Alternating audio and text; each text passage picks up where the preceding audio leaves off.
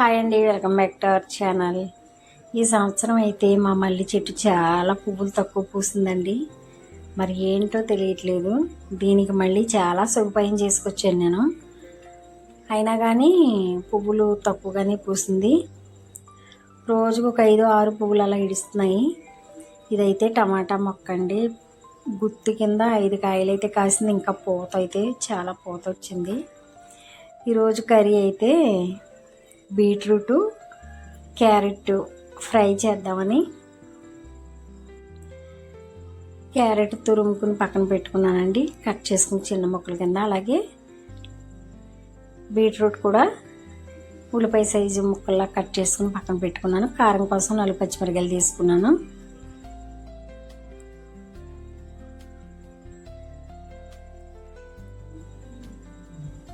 గిన్నె పొయ్యి మీద పెట్టానండి. గిన్నె వీటి కింద ఆయిల్ పోసుకుంటున్నాను.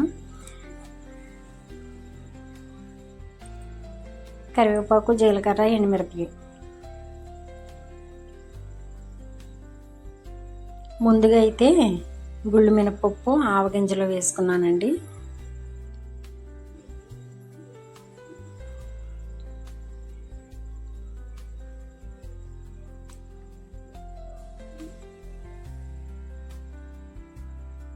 ఎప్పుడు కూడా సపరేట్గా ఫ్రై చేసేదాన్నండి నేను. క్యారెట్ ఫ్రై అనేది, బీట్రూట్ అయితే ఎక్కువగా జ్యూసే చేసుకుని తాగేదాన్ని. అలాంటిది అది ఇది కలిపి ఫ్రై చేద్దామని చేశాను. చాలా బాగా వచ్చిందండి ఫ్రై అయితే.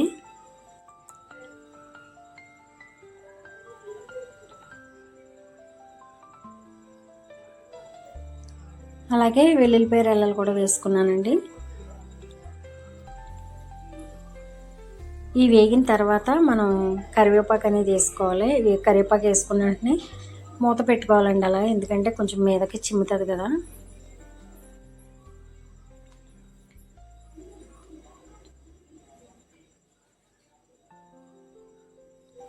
మా ఇంట్లో నేను ఎలా అయితే వండుతాను అనేది మాత్రమే మీకు చూపిస్తున్నాను.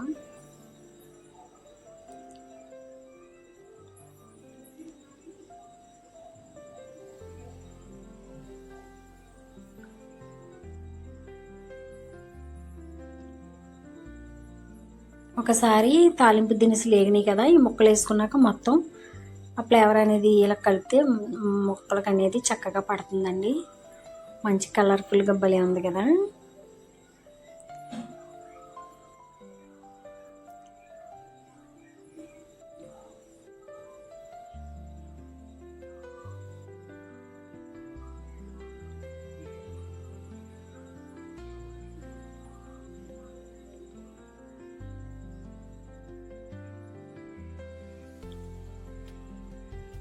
ఐదు నిమిషాల తర్వాత చూస్తే కొంచెం ఆయిల్ అనేది బయటకు వస్తుంది. ఇలాంటప్పుడు కొంచెం పసుపు వేసుకున్నానండి. అలాగే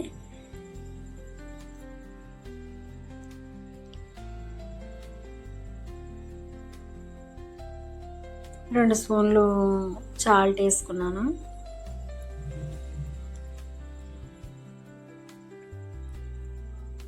ఒకసారి మొత్తం కలిసేటట్టు కలుపుకుంటున్నాను.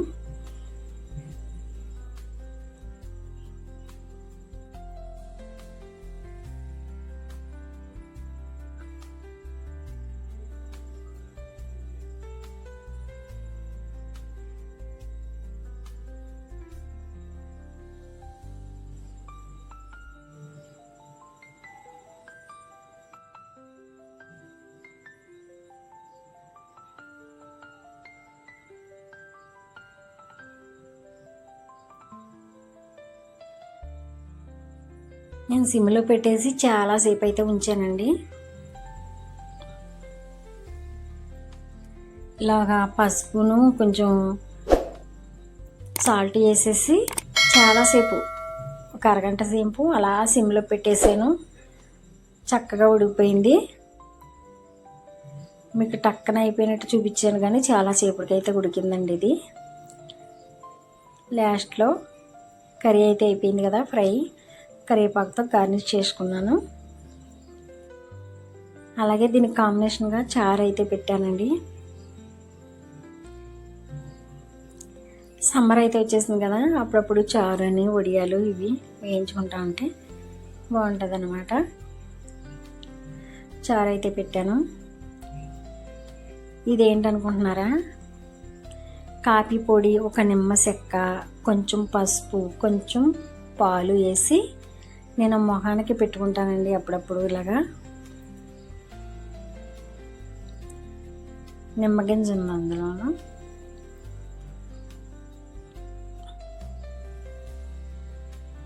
భయపడకండి.